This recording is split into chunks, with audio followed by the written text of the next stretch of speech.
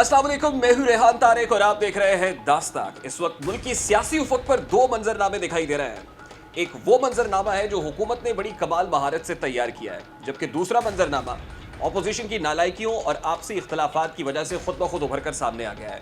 इन दो इंतहाओं के माबैन एक आम आदमी की तस्वीर भी है, जो बेबसी की तस्वीर है। वो बेबसी की तस्वीर भी आपके सामने रखेंगे, लेकिन उससे पहले हुकूमत को इस बात का यकीन हो चला है कि 2.5 साल गुजार लेने के बाद अब बकिया 2.5 साल हकीकी तब्दीली के साल हैं। और अब से 2 रोज़ पहले इमरान खान साहब ने खिताबनुमा कॉल्स मौसूल की, लंबी लंबी तकरीरें हुई, वही बातें रिपीट की गई जो वो गुज़श्ता 2.5 सालों से कर रहे हैं। एक खातून की जानिब से सवाल किया गया कि खान साहब अगर आप कहें तो हम घबरा लें। उस सवाल पर खान साहब का क्या जवाब था, उनका क्या रद्द-ए-अमल था, सबसे पहले वो रद्द-ए-अमल आपको दिखाते हैं। फिर आप जो डे फर्स्ट से कह रहे हैं कि आपको घबराना नहीं है, तो फिर आप हमें घबराने की इजाज़त दे दें। आपने वो बात की, अब तक हमारी सिर्फ और सिर्फ कंसंट्रेशन अगर बाकी सारी चीज़ें एक तरफ हैं तो महंगाई एक तरफ है। यहाँ पाकिस्तान में वो लोग बैठे हुए, कायदे आज़म ने भी इनकी बात की थी, जो ज़ख़ीरा अंदोज़ी करके कीमतें ऊपर बढ़ाते हैं। ये माफियाज बैठे हुए थोड़े से लोग हैं, ये सट्टा खेलते हैं, जिनके पीछे पहली दफ़ा पाकिस्तान में हम अब जा रहे हैं। लेकिन ये आप यकीन कर लें अमरीन, घबराने की आपको ज़रूरत इसलिए नहीं है कि सारा वक्त हम इसके ऊपर काम कर रहे हैं। खातून सवाल करती है कि खान साहब घबरा लें। खान साहब का जवाब यही है कि आपने घबराना नहीं है। अब ये जुमला बड़ा मानूस लगता है। ये जुमला खान साहब की ज़बान से पहली बार अदा नहीं हुआ, बल्कि गुज़श्ता 2.5 साल में बारहा ये जुमला हमें सुनने को मिला है। किन किन मौके पर हमने खान साहब से ये सुना कि आपने घबराना नहीं है, जरा उसकी एक हल्की सी झलक आपके सामने रखता है। आपने, मैं अपनी कौम को सिर्फ एक चीज कहना चाहता हूँ, कभी घबराना नहीं है आपने। पहला मैंने खिताब किया तो मैंने कौम से कहा आपने घबराना नहीं है, और मुझे अफसोस है कि कई बड़े घबरा गए थे बीच में। आपने सबसे पहले घबराना नहीं है। हम मुसलमान हैं, हमारा ईमान है कि जिंदगी मौत अल्लाह के हाथ में। लोगों को कहते हो घबराना नहीं है, और अभी एक गुजरावाला का जलसा हुआ और तुम घबराना शुरू हो गए हो। नया पाकिस्तान एक स्विच नहीं है, गवर्नमेंट आई, स्विच हुआ तो नया पाकिस्तान बन गया। ये फेरी टेल्स में ऐसी चीजें होती हैं। And they lived happily ever after, ये सिर्फ फेरी टेल्स में होता है। सुकून की जिंदगी वो सिर्फ कब्र में ही होती है। अब मेरा ख्याल है कि हर पाकिस्तानी दिल पर हाथ रख के पूछ रहा है कि खान साहब आपके पास अब ऐसा क्या है कि जिसकी बिना पर आप ये कह रहे हैं कि आपने घबराना नहीं है। आपको याद होगा कि जिस वक्त साल 2020 का आगाज़ हुआ तो खान साहब ने एक मौके पर तकरीर करते हुए कहा कि साल 2020 नौकरियों का साल होगा, साल 2020 खुशहाली का साल होगा, साल 2020 टेक ऑफ करने का साल होगा। और बारहा ये कहते रहे कि अब मुकद्दर संवरने वाला है, मईशत दुरुस्त समत में जा रही है, हम बेहतर सफर की तरफ गामजन हैं। खान साहब ने मुताद्दिद मौके के ऊपर साल 2020 में यानी गुज़श्ता साल ऐसे ही जुमले दोहराए। उस वक्त खान साहब मुख्तलिफ मौके पर क्या क्या कहते रहे हैं, जरा उसकी एक हल्की सी तस्वीर भी आपके सामने पेश करता है। 2020 वो साल होगा जो ये मुल्क तरक्की करेगा, जो खुशहाली आएगी इंशाअल्लाह। हमारा ये जो आने वाला साल है, जिसमें मैं समझता हूँ कि लोगों को नौकरियां मिलेंगी, खुशहाली जिसके ऊपर बेस कर रहे हैं हम, ये इंशाअल्लाह पाकिस्तान 2020 ये है पाकिस्तान में वो साल जब एक मुल्क अपने ऊपर की तरफ अब जाएगा।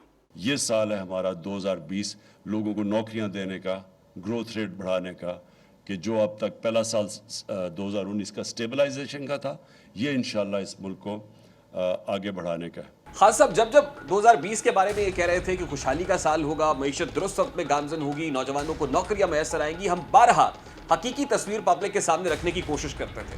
और अब खान साहब को भी बाबर कराने की कोशिश करते थे कि खान साहब हो सकता है कि आपकी टीम आपको मिसगाइड कर रही हो, क्योंकि जो हकीकी मंजरनामा है वो कुछ और है, जो ज़मीनी हकायक है वो इससे बड़े मुख्तलिफ हैं जो आप फरमाते हैं।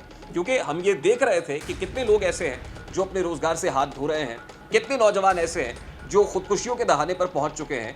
जिस वक्त एक रिपोर्टर माइक लेकर अपने कैमरामैन के साथ ज़मीनी हकायक रिपोर्ट करने के लिए पहुंचता था तो खान साहब को वो भी बुरा लगता था। तो उस वक्त खान साहब मीडिया से क्या शिकवा करते थे, खान साहब का मीडिया से वो शिकवा भी आपके सामने रखता है। वो जब भी कोई मुश्किल वक्त होता है, वो कैमरामैन जाके एक माइक पकड़ के लोगों के पास चला जी क्या जी नया किधर है नया पाकिस्तान, तो लोग बुरा भला कहते हैं कि जी महंगाई हो गई, और वाकई महंगाई हुई है, बुरे हालात हैं। वो कहते हैं जी बेरोजगार हैं, किधर है नया पाकिस्तान। ये इसी तरह कराची के अंदर मसलन फ्लड आए हुए हैं, तो आप वो बेचारे लोगों के इतना इतना पानी आया हुआ, आप चाहें जी बताइए जी आपके क्या हालात हैं, तो वो कोई तारीफें करेगा। तो जब मुल्क के मुश्किल हालात हैं तो लोगों के लिए मुश्किलात हैं। बेअमल दिल हो तो जज्बात से क्या होता है, धरती बंजर हो तो बरसात से क्या होता है अमल लाजमी तकमील तमन्ना के लिए। वरना रंगीन ख्यालात से क्या होता है। वफाकी वज़ीर दाखिला शेख रशीद अहमद साहब, जिनके बकौल खान साहब उनकी बहुत सुनते हैं, वो खान साहब के बहुत करीब हैं, वो कड़वी कुसैली बातें भी करते हैं तो खान साहब को बुरा नहीं लगता है।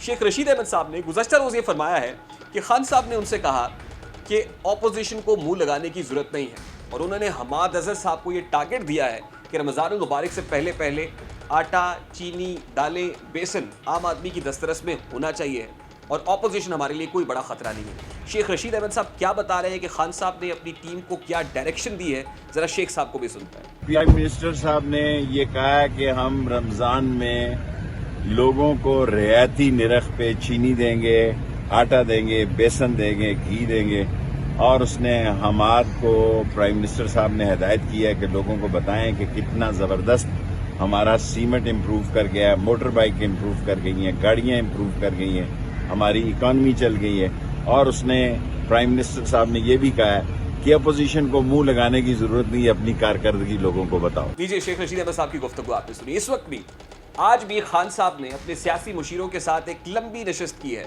अपने तर्जुमानों को बैठाकर गाइडेंस दी है। उन्होंने कहा है कि आपने ऑपोजिशन की बिला वजह की जुमलों के ऊपर बयानबाजी नहीं करनी है, उनका रद्देमल नहीं देना, बल्कि अपनी परफॉर्मेंस बतानी है। एन उसी मौके पर जिस वक्त खान साहब अपनी परफॉर्मेंस की बात कर रहे हैं, जिस वक्त उस यकीन के साथ, इत्मीनान के साथ कह रहे हैं कि अगले आने वाले 2.5 साल हकीकी तब्दीली के साल होंगे, तो बिल्कुल उसी वक्त एक सर्वे भी आपके सामने रखते हैं। IPSOS का ये सर्वे है जिसके मुताबिक जो कंज्यूमर का कॉन्फिडेंस है वो आपके सामने रखते हैं कि कंज्यूमर कितना कॉन्फिडेंट फील कर रहा है, कॉमनर को कितना एतमाद है खान साहब के इन स्टेटमेंट्स के ऊपर। 90% पाकिस्तानी ज़रूरी अशिया खरीदने से घबरा रहे हैं। खान साहब कहते हैं आपने घबराना नहीं है, लेकिन 90% पाकिस्तानी ऐसे हैं जो अशियाए ज़रूरिया खरीदने से घबरा रहे हैं। 80% पाकिस्तानी नौकरी ख़त्म होने के खौफ में मुब्तला है, यानी 80% पाकिस्तानियों को ये डर है, ये खौफ है, ये गैर यकीनियत है कि उनकी नौकरी चली जाएगी। 40% पाकिस्तानियों के जानने वाले पहले ही नौकरियों से हाथ गंवा बैठे हैं, यानी 40% पाकिस्तानी ऐसे जिनके अजीज़ व अकारिब हैं, दोस्त हैं, रिश्तेदार हैं, जानने वाले हैं, जिनकी नौकरियां जा चुकी हैं और इस वक्त डिस्टर्ब्ड हैं, बड़े परेशान दिखाई देते हैं। हर 4 में से 3 पाकिस्तानी हुकूमती इक़दामात से गैर मुतमईन है। जिस वक्त खान साहब ये कह रहे हैं उस खातून को कि आपने बिल्कुल नहीं घबराना है, वो ये कह रही है कि खान साहब थोड़ा सा घबरा लें, तो एन उसी मौके पर सर्वे की रिपोर्ट बता रही है कि हर 4 में से 3 पाकिस्तानी हुकूमती इक़दामात से इंतहाई गैर मुतमईन है। 80% पाकिस्तानियों को खदशा है कि पाकिस्तान गलत समत में जा रहा है। खान साहब को ये इत्मीनान है, खान साहब की टीम ये कह रही है कि मईशत राइट ट्रैक पे है। गुज़श्ता 2.5 सालों के अंदर जो कुछ हुआ है वो इस काबिल है कि अगले 2.5 साल हकीकी तब्दीली के साल होंगे। लेकिन 80% पाकिस्तानी, आम पाकिस्तानी, कॉमनर ये सोच रहा है कि पाकिस्तान दुरुस्त समत में नहीं जा रहा है। सिर्फ 10% पाकिस्तानियों को हालात बदलने की तवक्को है, यानी सिर्फ 10 पाकिस्तानी 100 में से 10 लोग यकीन रखते हैं कि खान साहब जैसा कह रहे हैं वैसे ही होगा। अब ये तो है हुकूमत का तैयार करदा मंजरनामा, और इसी मंजरनामे में एक कॉमनर कैसे पिस रहा है उसकी एक हल्की सी झलक आपके सामने रखी है। दूसरी तरफ ऑपोजिशन का तैयार करदा मंजरनामा है। अब सवाल तो ऑपोजिशन से भी है, सवाल तो हिज़्ब इख्तिलाफ से भी है कि आपके पास एक कॉमनर को देने के लिए क्या है।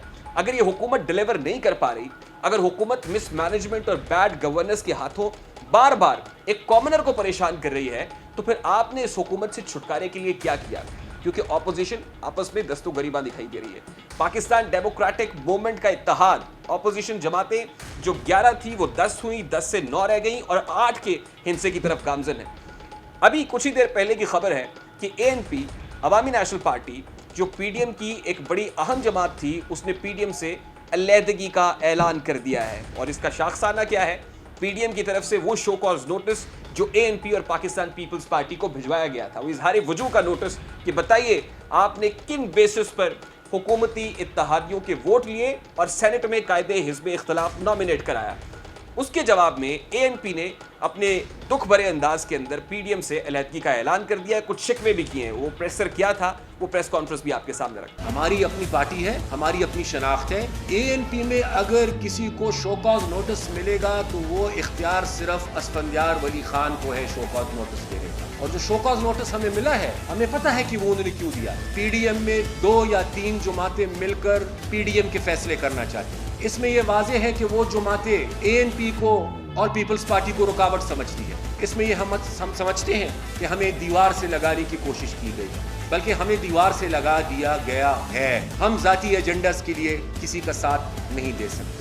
लिहाजा हम ये समझते हैं कि अब इन हालात में सबसे पहले मैं विड्रॉ करता हूँ पीडीएम से नायब सदर की हैसियत से, मियां इफ्तिखार विड्रॉ करते हैं पीडीएम से तर्जुमान की हैसियत से, जाहिद खान विड्रॉ करते हैं पीडीएम से डिप्टी जनरल सेक्रेटरी की हैसियत से, और एएनपी पीडीएम तो मैं नहीं कहूँगा, पीडीएम अब नहीं कहा जा सकता इसको, एएनपी इस प्रोसेस से अपने आप को विड्रॉ कर रही है। पीडीएम के शोकॉज नोटिस पर एएनपी का क्या रद्दमल है वो आपके सामने। अब पाकिस्तान पीपल्स पार्टी के जवाब का इंतजार है। पाकिस्तान पीपल्स पार्टी जिसने 5 अप्रैल को सेंट्रल एग्जीक्यूटिव कमेटी में ये तमाम तर इश्यूज उठाने थे, वो सेंट्रल एग्जीक्यूटिव कमेटी का इजलास मुअख्खर हो गया और कहा यह जा रहा है कि शायद आज ऐलान हो जाएगा कि सेंट्रल एग्जीक्यूटिव कमेटी का इजलास कब होगा और किस वक्त पाकिस्तान पीपल्स पार्टी फैसला करेगी कि उसका आइंदा का लाहे-अमल क्या होगा। अब सवाल तो यह भी है कि क्या पाकिस्तान पीपल्स पार्टी भी एएनपी की तरह पीडीएम को खैरबाद कह देगी, पीडीएम से एग्जिट कर जाएगी, या फिर पाकिस्तान पीपल्स पार्टी इस इत्तेहाद को बरकरार रखने की कोशिश करेगी।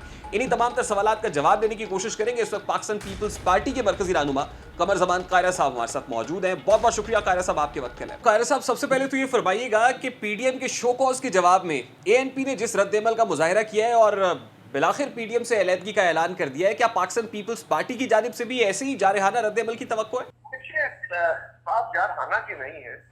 पीपल्स पार्टी अपना जवाब तो हर पार्टी डिस्कस करके देगी। एएनपी ने जो जवाब दिया है ये यकीनन हम सारी जमातें इक्वल लेवल पे हैं, कोई बड़ी जमात नहीं, कोई छोटी जमात नहीं, और हमारा तयशुदा फार्मूला ये था और है कि हमने इत्तेफाक राय से फैसले करते हैं। अगर कोई जमात या 2 जमातें या 4 जमातें मिलके अपने फैसले इम्पोज करना शुरू कर दें और ये समझें कि बाकी जमातें कुछ सबॉर्डिनेशन में हैं और हद तक का में जबान इस्तेमाल की जाए और मीडिया के जरिए आप उन जमातों को सवाल जवाब शुरू करें और इस तरह की गुफ्तगू करें जिससे आप उन जमातों की पब्लिक फेस वैल्यू को खराब कर रहे हो, तो फिर अवाम का साथ चलना मुश्किल हो जाता है। एएनपी एक जमहूरी जमात है, हर मामले में वो पीडीएम के हर इशू के साथ रही, लेकिन उनका अपना व्यू भी है और मैं पहले दिन से कह रहा हूं कि हमारी जमातों का एक रिटन एग्रीमेंट हुआ है। हम इंडिपेंडेंट जमातें हैं, हम एक दूसरे के साथ मर्ज नहीं किए, एक दूसरे की लीडरशिप के तहत नहीं आ गए। हमने पाकिस्तान के अंदर से इस हुकूमत जो तजाब की तरह मुसल्लत हो गई है इसको खत्म करके इसकी जगह जमहूरी हुकूमत के क़याम के लिए हमारी स्ट्रगल और कोशिश है। उसके लिए हम इकट्ठे हुए थे और अगर कुछ जमातें ये समझती हैं कि जो वो कहते हैं तरह मुस्लिम लीग है, अगर उनकी ये ख्वाहिश हो कि जिस तरह वो कहें तो वही बात हम करें तो हम बड़े अच्छे हैं, हम जमहूरियत पसंद है, वरना हमारी वफादारियां मशरूत हो जाती है। अगर हम अपनी आरा दें और वो आरा जो यकीनन बेहतरी का सामान ज्यादा करें, जिससे बेहतरी और हुकूमत वक्त को हजीमत हो, उसके बाद भी हमारे साथ ये कहा जाए कि जी नहीं कि तो डील हो गई है, फलान हो गया है, तो जो तरीकाकार इख्तियार किया गया है वो डिक्टेटोरियल स्टाइल है। यहाँ पे कोई जमात इस डिक्टेशन को कबूल नहीं करेगी। एएनपी ने जो फैसला किया वो उनसे यही तवक्को थी। पीपल्स पार्टी जो है वो भी अपना फैसला क़यादत सोच के कर ले। नहीं तो कायरा साहब, आप क्या समझते हैं इस डिक्टेटोरियल एटीट्यूड के साथ पाकिस्तान पीपल्स पार्टी का पाकिस्तान मुस्लिम लीग नून या पीडीएम की बकिया जमातों के साथ चलना आसान है या मुश्किल है? देखिए, हमें इस बात का शदीद अफसोस है, तकलीफ है, और हम इस रवैये के साथ बिल्कुल किसी तरह का एडजस्टमेंट नहीं कर सकते, जिसके ऊपर हमारी सीरियस रिजर्वेशन है। हम अब भी कोशिश करेंगे कि इस वक्त की जरूरत है। अगर कुछ दोस्तों की नासमझी से और उनके गलत रवैयों से और गलत फैसलों से पीडीएम के अंदर कोई झोल आ रहा है, कोई प्रॉब्लम आ रहा है, तो हमें बहरहाल ऐसे फैसलों से एतराज करना चाहिए और हमारी कोशिश होगी कि पीडीएम को लेके चले, क्योंकि पीडीएम के बगैर, इत्तेफाक राय के बगैर इस हुकूमत से जान छुड़ाना मसला है, मुश्किल है। देखिए, आप दुरुस्त फरमा रहे हैं। पीडीएम इत्तेहाद तो असल में हुकूमत को अल्टीमेटम देने के लिए, हुकूमत को डेडलाइंस देने के लिए, हुकूमत को नोटिस भेजने के लिए बना था, लेकिन अभी पीडीएम की जमातें एक दूसरे को नोटिस भिजवा रही हैं। तो कायरा साहब, आपको लगता है कि यहाँ पर कोई पॉइंट ऑफ रिटर्न बाकी है, कोई मीडिएशन का रोल प्ले कर सकता है, या आप समझते हैं कि अब पॉइंट ऑफ नो रिटर्न के ऊपर आ गया? देखिए, मुल्क के सीनियर क़यादतों को चाहिए था कि हमारा माजी भी बड़ा तल्ख है, माजी में हम बहुत दूर दूर भी गए, हमने तल्ख बातें भी की, लेकिन फिर वक्त में इकट्ठा किया था। हमें अभी भी ज्यादा नुकसान नहीं हुआ है। अभी भी चाहिए जमातों की क़यादत को कि वो रैशनल सोचे और इस तरह की जबान जो इस्तेमाल हो रही है इसको बंद करें, और जो बातें भी करनी है वो अंदर मीटिंग के अंदर बैठ के बात करें और किसी दूसरे के साथ तज़हीक आमेज रवैया न रखें। अब आज कौन नहीं समझ रहा, मैं मीडिया के जरिए मैसेजिंग, मैं बहुत दिनों से ये बात कह रहा हूँ, जब से ये फैसला हुआ था कि बाय इलेक्शंस और सेनेट इलेक्शंस का बायकॉट किया जाए, तो मैंने उस वक्त से कहा था कि मीडिया के जरिए मैसेजिंग खुदा के लिए ना करें, ट्वीट के जरिए, सोशल मीडिया के जरिए मैसेजिंग अगर लीडरशिप करेगी तो उसका नुकसान होगा, उसका जवाब आएगा तो जवाब में और बताने लगेंगे। अभी भी कोशिश करनी चाहिए क्योंकि यही बेहतर रास्ता है। नहीं, देखिए ना, जहां तक इजलासों की बात है तो पीडीएम की स्टीयरिंग कमेटी का इजलास हुआ, उसमें पाकिस्तान पीपल्स पार्टी और एएनपी को मदऊ ही नहीं किया गया। इजलास नहीं हुआ क्योंकि इजलास तब होगा जब सारी जमातें उसमें शामिल होंगी, और पीडीएम की कायद इस वक्त जो रहनुमा है तो उनकी क़यादत किसी जमात की क़यादत की तरह नहीं है। हाँ, उनकी एडमिनिस्ट्रेटिव एक पोजीशन है, और अगर वो अवेलेबल नहीं है, जिस तरह मौलाना फजलुर रहमान साहब अलील है, तो उनके बाद सीनियर वाइस प्रेसिडेंट राजा परवेज अशरफ साहब हैं, उनके बगैर कोई मीटिंग नहीं हो सकती। सब कुछ जमातें आपस में इकट्ठी बैठी, कोई स्टीयरिंग कमेटी की मीटिंग नहीं हुई। उस मीटिंग को ना तो हम मीटिंग मानते हैं, ना उन जमातों का अपना हक है कि वो अलग अपने तौर पर बैठे अपनी बातें करें। तो कायरा साहब, आपकी सेंट्रल एग्जीक्यूटिव कमेटी का इजलास जो 5 अप्रैल को होना था, मौखर कर दिया गया। अब सेंट्रल एग्जीक्यूटिव कमेटी इजलास की नई डेडलाइन क्या है सर? कब होने जा रहा है इजलास? शायद उसकी नई डेट आ जाएगी और करीब की डेट ही होगी, लेकिन वो आपको पता है कि 5 का इजलास मुस्तवी सिर्फ इसलिए हुआ था कि गवर्नमेंट ने उसी दिन मॉर्निंग में सेशन रख लिए, कौमी असेंबली का भी और सेनेट का भी, और हमारी सीसी के बहुत सारे मेंबरान सीसी और सेनेट के मेंबरान हैं, लिहाजा उनका उसमें शामिल होना मुश्किल था, इसलिए हमने उसको। तो इस सेंट्रल एग्जीक्यूटिव कमेटी के इजलास में इस्तीफों का मामला भी जेर गौर आएगा, या आप समझते हैं कि अब इस्तीफों की बात तो बहुत दूर रह गई है, अब आप दीगर मामला जो हैं उसको अंडर डिस्कशन लाएंगे सेंट्रल एग्जीक्यूटिव कमेटी के इस फोरम पर? बिल्कुल होगा जी, उसमें इस्तीफों का मामला भी होगा। करंट इन्होंने इनकी नासमझी से करंट क्राइसिस डेवलप हुआ है, वो भी होगा। ओवरऑल मुल्क की जो सूरत हाल है उसके ऊपर भी शायद। ठीक है, बहुत बहुत शुक्रिया कायरा साहब आपके वक्त के लिए। पाकिस्तान पीपल्स पार्टी के मरकजी रहनुमा कमर ज़बान कायरा हमारे साथ मौजूद थे। जहां एएनपी पीडीएम से अलहदगी का ऐलान कर चुकी है, वहीं पाकिस्तान पीपल्स पार्टी की सेंट्रल एग्जीक्यूटिव कमेटी के इजलास में फैसला किया जाएगा कि पाकिस्तान पीपल्स पार्टी क्या करने जा रही है। जो भी होगा, पीडीएम मजबूत होती हुई दिखाई नहीं दे रही, पीडीएम मजीद मांद पड़ रही है, लेकिन दूसरी तरफ हुकूमत जो ऐलानात कर रही है, दावे कर रही है, वादे कर रही है। हुकूमती वादों में से एक वादा ग्रास रूट लेवल तक इक्तदार की मुंतकली का वादा था, बल्दियाती नुमाइंदों को स्ट्रॉन्ग करने का वादा था, लेकिन आज बल्दियाती नुमाइंदे दरबदर की ठोकरें खा रहे हैं। आज वो अपने इख्तियारात की जंग सड़कों पर लड़ रहे हैं। उनका क्या मुकदमा है, वो मुकदमा उठाएंगे इस ब्रेक के बाद। हमारे साथ रहिएगा।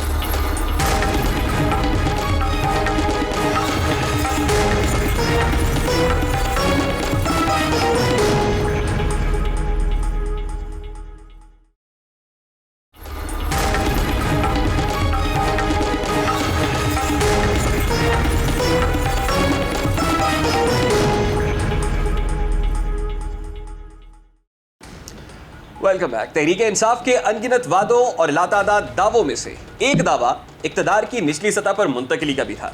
कप्तान हुकूमत में आने से पहले बैनुल अक़वामी दुनिया की मिसालें दिया करते थे, वो स्पेन और फ्रांस की मिसालें दिया करते थे, वो बताया करते थे कि किस तरह लोकल बॉडीज़ को एम्पावर किया जाता है और कैसे उनकी हुकूमत माजी की हुकूमतों से मुख्तलिफ होगी, जो मकामी नुमाइंदों को बाइख्तियार बनाएगी ताकि मकामी इशूज़ को मकामी नुमाइंदों के ज़रिए से हल किया जा सके। वो कहा करते थे कि MNAs और MPAs को फ़ंड्स का इजरा नहीं होगा, क्योंकि MNAs और MPAs को फ़ंड्स का इजरा करना असल में करप्शन के मुतरादिफ है, और वो फ़ंड्स बल्दियाती नुमाइंदों तक पहुंचेंगे जो ग्रास रूट लेवल के ऊपर यूनियन काउंसिल इशूज़ जो हैं, छोटे छोटे इशूज़ हैं, जो आम लोगों के प्रॉब्लम्स हैं, जो कॉमनर के इशूज़ हैं, उनको रिजॉल्व करेंगे।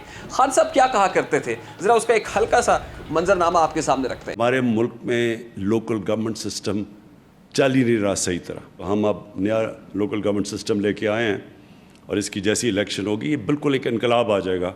गाँव के लोग अपने लोकल नुमाइंदे इलेक्ट करेंगे, डायरेक्ट फंड उन लोगों को जाएगा। अब लाहौर होगा, कराची होगा, पेशावर, जो बड़े शहर होंगे, इनके अपने इलेक्शन होंगे, इनकी अपनी गवर्नमेंट बनेगी। लोगों के मसले शहर के अंदर हल होंगे, जो कि लंदन में होता है और पेरिस में होता है। खान साहब की गुफ्तगू आपने सुनी, ये गुफ्तगू अपनी जगह पर हुआ क्या हुआ इसके बिल्कुल बरक्स।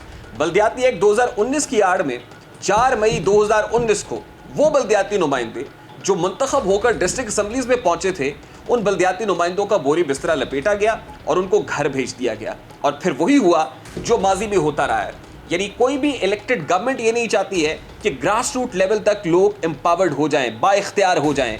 हमेशा जब मार्शल एडमिनिस्ट्रेटर्स का दौर रहा है तो उस वक्त हमने ज़रूर देखा है कि उन्होंने अपनी लेजिटिमेसी की खातिर बल्दियाती नुमाइंदों को एम्पावर किया है, लेकिन किसी भी इलेक्टेड गवर्नमेंट के दौर में हमेशा कोर्ट को इंटरवीन करना पड़ता है, सुप्रीम कोर्ट को मुदाखलत करनी पड़ती है आर्टिकल 140A को रीइंफोर्स करने के लिए। यहाँ पर भी यही हुआ है। 25 मार्च को सुप्रीम कोर्ट ऑफ पाकिस्तान की जानिब से एक शॉर्ट ऑर्डर जारी किया गया जिसमें पंजाब हुकूमत से कहा गया है कि आपने बल्दियाती नुमाइंदों को गैर आईनी तरीके से घर भेजा है, इसलिए फौरी तौर पर इन्हें रिस्टोर किया जाए। अब मामला यह है कि बल्दियाती नुमाइंदे 5 साल के लिए मुंतखब हुए थे, अभी तक उनकी मुद्दत मेयाद पूरी नहीं हुई थी, उससे पहले घर भेज दिया गया। गैर आईनी इकदाम क्यों हुआ और अब हुकूमत क्यों डटी हुई है, इस तमाम तर मामले पर बात करेंगे। इस वक्त साबिका mayor Lahore colonel retired Mubashir Javed Pakistan Muslim League Noon के रहनुमा हैं और पिटिशनर भी हैं कोर्ट में, उनसे बात करते हैं। बहुत बहुत शुक्रिया मुबश्शिर जावेद साहब आपके वक्त के लिए।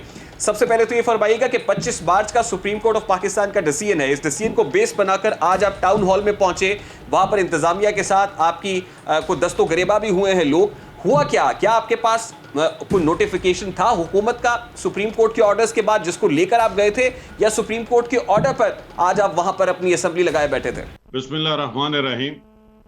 ये बात तो बिल्कुल क्रिस्टल क्लियर है कि 25 मार्च को सुप्रीम कोर्ट ऑफ पाकिस्तान के उस बेंच ने जिसको हेड कर रहे थे चीफ जस्टिस ऑफ पाकिस्तान, उन्होंने शॉर्ट ऑर्डर सुनाते हुए हमारी जो लोकल गवर्नमेंट्स हैं पंजाब की, उनको बहाल कर दिया 4 मई 2019 से पहले की तरह।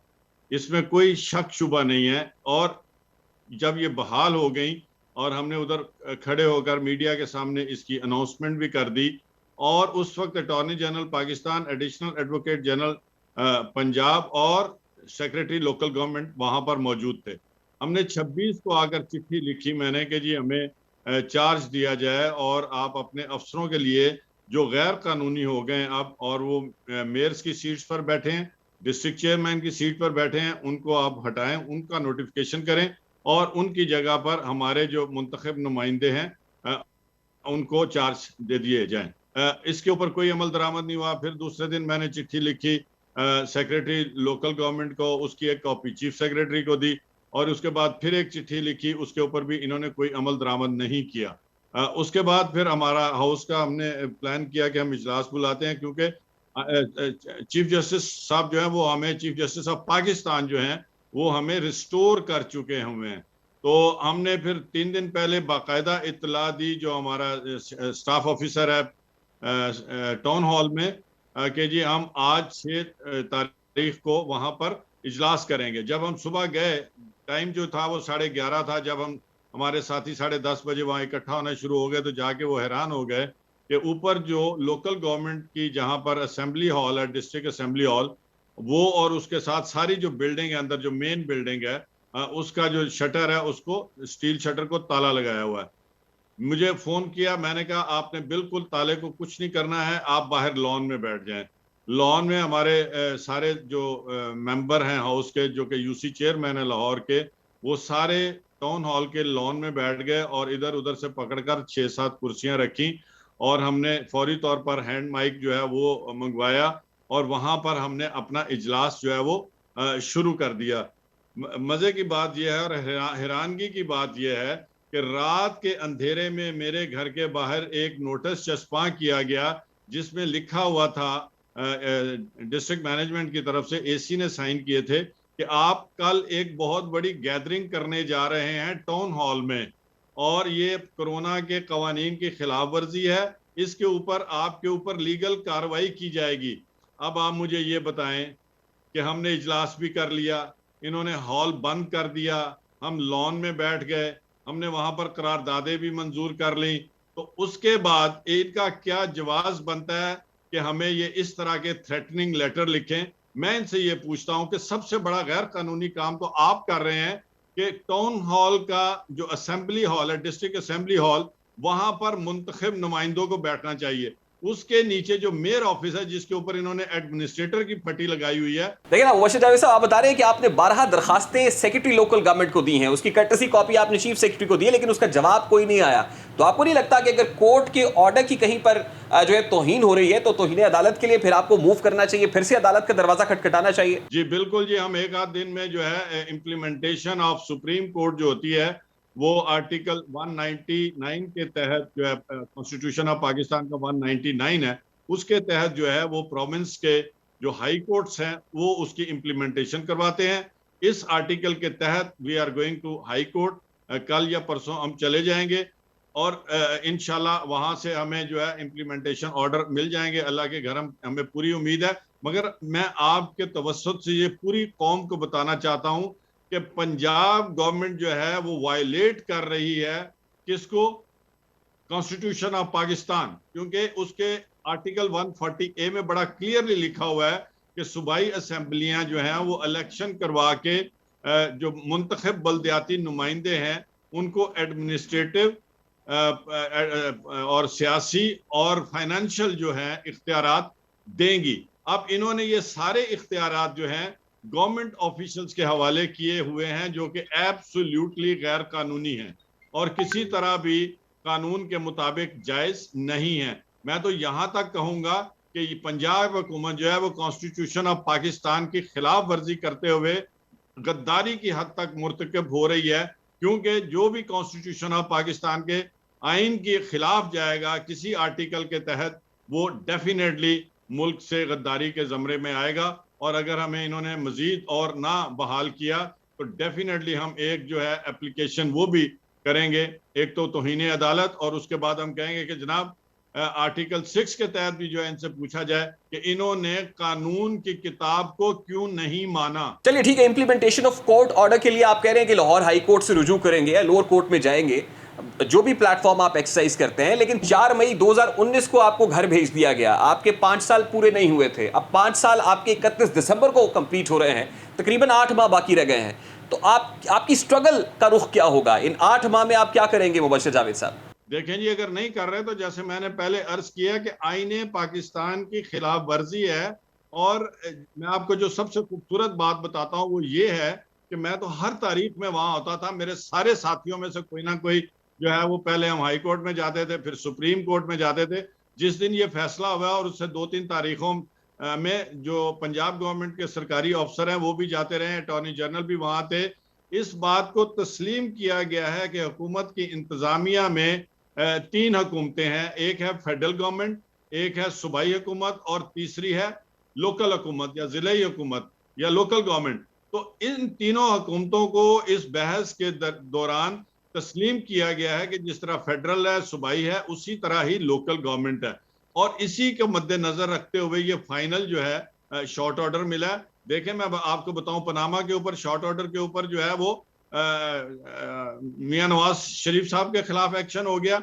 इसी तरह मियां नवाज शरीफ साहब को आज से काफी साल पहले शॉर्ट ऑर्डर के ऊपर बहाल किया गया था। वो उसी दिन जाके उन्होंने अपना चार्ज ले लिया था एज ए प्राइम मिनिस्टर। तो बात यह है कि शॉर्ट ऑर्डर की वैल्यू वही है जो डिटेल्ड ऑर्डर की है। मैं ये समझता हूँ जाती तौर पर, खुदा ना खास्ता मेरे से कोई गलती ना हो जाए, मैं आइन का माहिर नहीं हूँ, बट ये जो एक कोर इशू होता है जिसमें के सारी चीजें लिखी होती हैं इन डिटेल, उसमें से जो कोर पॉइंट होता है उसको जो बेंच होता है, जो मोहतरम जज साहिबान होते हैं, वो उसको अनाउंस कर देते हैं और बाकी का जो है वो डिटेल में लिख दिया जाता है। और इसके ऊपर लिखा भी हुआ है कि रीजन जो है वो टू बी रिटर्न, ये पहली लाइन में जो मैंने आपको पढ़कर सुनाया। तो ये जो चीजें हैं ये सारी की सारी पंजाब हुकूमत खिलाफ कानून कर रही है। हमारी पिटीशन अलाउ हो गई है। अलाउ का मतलब यह है कि जितनी हमारी प्रेयर थी उसमें 1, 2 या 3 वो सारी जो है वो एक्सेप्ट हो गई हैं। ये पंजाब हुकूमत के जो लॉ के एक्सपर्ट्स हैं उन्हें चाहिए कि वो हमारी पिटीशन को पढ़ें, उसके बाद शॉर्ट ऑर्डर पढ़ें अब और उसके ऊपर इंप्लीमेंट कर दें। अब ये कहते हैं जी कि हम रिव्यू में जाएंगे, तो भाई जाना है तो जाएं। अब तो हम तो जा रहे हैं 1-2 दिन में हाई कोर्ट में, तो फिर वहां पर फिर बात चल निकलेगी। देखें, मैं इस सिस्टम की खातिर अपने साथियों के साथ लड़ रहा हूं, अपनी अवाम के लिए लड़ रहा हूं, पाकिस्तान में कानून और कायदे की इम्प्लीमेंटेशन के लिए लड़ रहा हूं। अगर जो पंजाब गवर्नमेंट है उसको ये बात पसंद नहीं है तो फिर इसका जवाब जो है हाई कोर्ट या सुप्रीम कोर्ट खुद ले लेंगे। मेरे से अगर कोई इस गुफ्तगू में कानूनी पॉइंट के ऊपर कोई गलत बात निकल गई हो तो मैं आपसे भी माजरत हूं, और जो सुन रहे हैं दोस्त अहबाब उनसे भी माजरत करता हूं, मगर मैंने जो समझा है वो आपको बयान कर दिया। ठीक है, बहुत बहुत शुक्रिया कर्नल रिटायर्ड मुबश्शिर जावेद साहब आपके वक्त के लिए। साबिका mayor Lahore colonel retired Mubashir Javed हमारे साथ मौजूद थे। अभी एक ब्रेक लेंगे और ब्रेक के बाद जब वापस आएंगे तो गुफ्तगू कंटिन्यू करेंगे। हमारे साथ रहिए।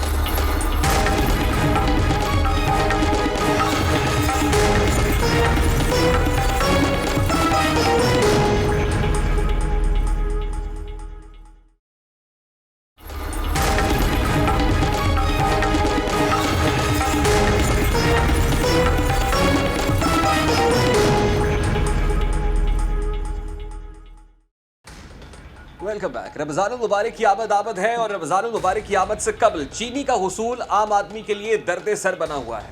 ओपन मार्केट के अंदर चीनी की कीमत 100 से 110 रुपए के माबैन है। कोई 105 रुपए में फरोख्त कर रहा है, कोई 110 रुपए में फरोख्त कर रहा है, कोई 102 रुपए में दे रहा है। जिसका जहां दाव लग रहा है वो लगा रहा है। दूसरी जानिब यूटिलिटी स्टोर्स जिनको सब्सिडी दी जाती है, इन मानों में कि रमजानुल मुबारक के अंदर अशियाए खुरोनोश सस्ते दामों पर, अर्जा नरखों पर एक आम आदमी जिसकी कुव्वत खरीद नहीं है वो खरीद सके, तो इस वक्त यूटिलिटी स्टोर्स के बाहर जिस कदर रश दिखाई दे रहा है, लंबी लंबी कतारें दिखाई दे रही है, बावजूद इसके कि कोरोना की तीसरी वेव आसमान से बातें कर रही है, उसका स्प्रेड बहुत ज्यादा है, इसके बावजूद यूटिलिटी स्टोर्स पर ना तो चीनी बर वक्त मिल रही है, ना आटा बर वक्त मिल रहा है, ना ही दालें और घी बर वक्त मिलते हुए दिखाई दे रहे हैं। चीनी के हुसूल को लेकर एक आम आदमी इस वक्त क्या सोच रहा है, किस कर्ब से गुजर रहा है, हमने पाकिस्तान भर से लोगों के तासुरात लेने की कोशिश की है। वो तासुरात सबसे पहले आपके सामने रखता है। बोले मैं तो ये कहूँगा कि हुकूमत जो है ना इससे भी ज़्यादा सख्त इकदाम करे ताकि और आवाम को सहूलत मिले, चीनी कम कीमत में मिले। चीनी 60 और 55 रुपये किलो की चीनी अब 100 रुपये पे पहुँची है। सर ऐसा तो कुछ भी नहीं लगता, सब ये ज़बानी कलामी है, और जहाँ तक ऐसा लगता है कि ये हमारी गवर्नमेंट जो है इन तक पहुँच ही नहीं सकती, इन माफिया तक। लोगों की गुफ्तगू आपने सुनी। ये गुफ्तगू उस वक्त हो रही है जिस वक्त इमरान खान साहब करार दे चुके हैं कि अगले 2.5 साल हकीकी तब्दीली के साल होंगे। हम लोग बिल्कुल दुरुस्त ट्रैक पर जा रहे हैं, मईशत अपनी दुरुस्त समत में गामजन है। बैन ही उसी वक्त जो आम आदमी है उसके ये तासुरात हैं, उसके लबों पर ये जुमले हैं जो आपने अदा होते हुए देखे हैं। अब बात यह है कि चीनी गई कहाँ पर, ये चीनी मार्केट में क्यों नहीं आ पा रही है। आपको याद होगा कि खान साहब अक्सर कहा करते हैं कि उनका मुकाबला माफियाज के साथ है, और माफियाज बड़े स्ट्रॉन्ग हैं, जो कार्टलाइजेशन करते हैं, जो होर्डिंग करते हैं, ज़ख़ीरा अंदोज हैं, जो चीनी को अपने गोदामों से निकालते नहीं हैं। ये कौन लोग हैं, ये भी आपको याद होगा। ये वही लोग हैं जिनके खिलाफ FIRs का इंदराज भी होता है। लेकिन ये FIRs किन दफात के तहत दर्ज होती हैं ये हम आपको प्रोग्राम के अगले हिस्से में चलकर बताएंगे। लेकिन उससे पहले हम आपको वो शॉट सुनवाना चाहते हैं खान साहब का, जो अपनी मेडन स्पीच में उन्होंने कहा था कि जब एहतसाब की बारी होगी तो एहतसाब मुझसे शुरू होगा, फिर मेरे वजीरों से, फिर मेरे मुशीरों से, और फिर ये नीचे तक ट्रैवल करेगा। खान साहब क्या कहते थे, जरा उसकी एक झलक आपको दिखाते हैं। अकाउंटेबिलिटी शुरू होगी मेरे से, फिर होगी मेरे वजीरों से, फिर हम नीचे जाएंगे। अब एहतसाब हो कैसे रहा है ये आपके सामने रखेंगे, लेकिन उससे पहले ये भी बता दें कि चीनी जिसको भारत से दरामद करने का पहले मशवरा दिया गया, वजीर कॉमर्स होने की सूरत में क्या कहा गया, वजीर आजम ने क्या फैसला किया, कैसे तजादात दिखाई दिए, वो सबके सामने है। लेकिन एक बार फिर 50,000 मेट्रिक टन चीनी दरामद करने का फैसला कर लिया गया है। इसके लिए ओपन टेंडर जारी किया जाएगा और आलमी मार्केट के अंदर से बेडर्स को इन्वाइट किया जाएगा कि आइए बोली लगाइए, जहां से चीनी सस्ती मिलेगी वहां से उठा लेंगे। लेकिन बात यह है कि चीनी सस्ती मिल कहीं से नहीं रही है। अगर चीनी 80 रुपए में पड़ रही है तो फ्रेट और दीगर चार्जेस डाल के वो फिर 110 रुपए तक पहुंच जाती है। इस वक्त खान साहब के लिए सिर्फ चीनी की कीमत को कंट्रोल करना ही जुए शीर लाने के मुतरादिफ है। अब एहतसाब के मामले की तरफ बढ़ते हैं। जहांगीर तरीन साहब और उनके साहबजादे अली तरीन साहब को 9 अप्रैल को FIA ने तलब कर रखा है और मुबैना तौर पर 3.25 अरब रुपए का मनी लॉन्ड्रिंग का फ्रॉड उनके ऊपर है। इस इल्ज़ाम के अंदर उनको सवालनामा भी थमाया गया है। 5 सवालात किए गए हैं जिनमें पूछा गया है कि JKFSL जो कंपनी है वो जिस वक्त खसारे में थी तो उसको क्यों फ़रोख्त किया गया, शेयर होल्डर्स के साथ आपने क्या किया, वो गन्ना जिसको आपने महंगा फरोख्त किया, बावजूद इसके कि आपको खसारा हो रहा था। ये सब कुछ कैसे हो रहा था? 3.25 अरब रुपए के मनी लॉन्ड्रिंग के इल्जामात हैं, जिनकी वजह से जहांगीर तरीन साहब और उनके साहबजादे को 9 अप्रैल को FIA ने तलब कर रखा है।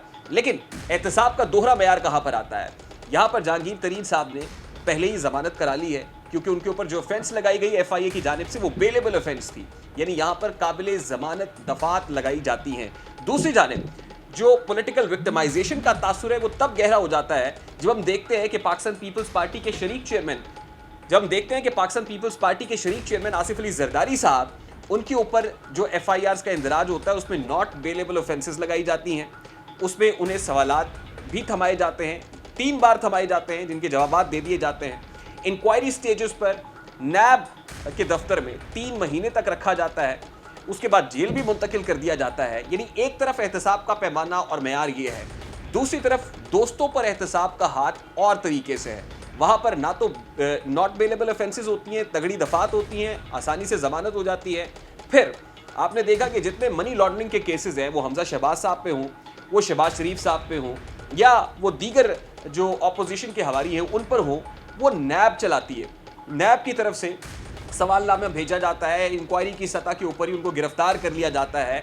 फिर कैसे ट्रायल चलता है और फिर पता चलता है कि कुछ भी प्रूव नहीं हुआ और उसके बाद जमानत हो जाती है। लेकिन उस असना के अंदर कई लोगों को साल बीत जाता है, 1.5 साल 2 साल हो जाते हैं। हमजा साहब आपके सामने 2.25 साल के बाद बाहर आते हैं। लेकिन यहाँ पर जो एहतसाब हो रहा है वो FIA कर रहा है, वो मनी लॉन्ड्रिंग के केसेस FIA देख रहा है, वो नैब नहीं देख रही है। जो एहतसाब के मामले के ऊपर एक बहुत बड़ा सवाल या निशान है कि एहतसाब के लिए दोहरा मेयार नहीं होना चाहिए। एक और खबर इसी दौरान सामने आई है कि जहांगीर तरीन साहब की मखदूम अहमद महमूद साहब, जो साबिक गवर्नर पंजाब हैं, पाकिस्तान पीपल्स पार्टी के सीनियर रहनुमा हैं, उनसे मुलाकात हुई है। इस मुलाकात के बाद पाकिस्तान पीपल्स पार्टी की रहनुमा शहला रजा साहिबा ने एक ट्वीट की है और उस ट्वीट के मुताबिक अगले हफ्ते अहमद महमूद साहब और जहांगीर तरीन साहब आसिफ अली जरदारी साहब से मिलने जा रहे हैं। कभी इम्कानात है कि जहांगीर तरीन साहब पाकिस्तान तहरीक इंसाफ को खैर बात कहेंगे और पाकिस्तान पीपल्स पार्टी को ज्वाइन कर लेंगे। ये हम नहीं कह रहे, बल्कि शहला रजा साहिबा कह रही हैं, जो पाकिस्तान पीपल्स पार्टी सिंध की बड़ी अहम रहनुमा हैं, और वो ये कह रही हैं कि अगर जहांगीर तरीन साहब पाकिस्तान पीपल्स पार्टी में अपने दोस्तों के हमरा शमूलियत इख्तियार कर लेते हैं तो ये बहुत बड़ा डेंट होगा पाकिस्तान तहरीक इंसाफ हुकूमत को, और ना सिर्फ पाकिस्तान तहरीक इंसाफ को बल्कि इमरान खान साहब को। होने क्या जा रहा है ये तो वक्त ही बताएगा, लेकिन इस सियासी गोरख धंधे के अंदर एक आम आदमी पिस रहा है, एक कॉमनर पिस रहा है, क्योंकि कार्टलाइजेशन जो भी कर रहे हैं वो माफियाज है। खान साहब की बकौल माफियाज बहुत तगड़े हैं, वो उनकी हुकूमत को ब्लैकमेल भी कर रहे हैं और उनकी हुकूमत माजरत के साथ ब्लैकमेल हो भी रही है। अब शायद वो वक्त आ गया है कि जब खान साहब को रियलाइजेशन तो है कि उनका मुकाबला ऑपोजिशन के साथ नहीं है, बल्कि उनका मुकाबला खुद अपने साथ है, अपनी मिसमैनेजमेंट के साथ है, अपनी बैड गवर्नेंस के साथ है, अपनी शॉर्ट कमिंग्स को पूरा करने के साथ है। और जितनी जल्दी वो ये कर लेंगे उतनी जल्दी इस गिरदाब से बाहर आ जाएंगे, अदरवाइज वो इस गिरदाब से बाहर निकलते हुए दिखाई नहीं देते हैं। अब हुकूमत इसको कैसे कंट्रोल करती है, कैसे ओवरकम करती है? क्या सिर्फ राग अलाप कर, सिर्फ अपने आप को तिफल तसल्लियाँ देकर, आईने में अपने आप को बना सवार कर, अच्छी स्टेटमेंट्स देकर तसल्ली दी जाती है, या फिर वाकई हकीकी मानों में कुछ किया जाता है? ये तो वक्त ही बताएगा। ये तो था आज का दास्ताक। आपसे मुलाकात होगी इंशाल्लाह कल। अपना रखिएगा ख्याल। अल्लाह हाफ़िज़।